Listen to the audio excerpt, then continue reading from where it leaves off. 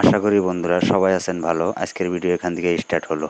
তো চলেন করি না আর দেরি, ভিডিও শুরু করি তাড়াতাড়ি। তার আগে রিকোয়েস্ট করব পেজটাকে ফলো করে দিয়ে সাথেই থাকবেন। ধন্যবাদ। রাস্তা দিয়ে চলার পথে দেখলাম 4-5 জন লোক সোনকাইসার ঘর বানাইতেছে। তো আমি যাইয়া সালাম দিয়া জিজ্ঞেস করলাম, এত বড় ঘর দিয়ে কি করবেন? সে আমাকে উত্তরে বলল, ওয়ালাইকুম চাচা। ওয়ালাইকুম আসসালাম। ঠিক আছেন? ভালোই আছি। তো যে ঘরটা কিসের জন্য দিতেছেন? ঘর দেওয়া হয়েছে মুরগির ফার্ম। ফার্মটা করতেছে না, এখন তো দোমারও তো বর্তমানে না। বুদ্ধিমতো এই ফার্মটা দিতেছেন। নিজের বুদ্ধিতে ডাইনামাইট দিছে, কোম্পানিতে দিছে।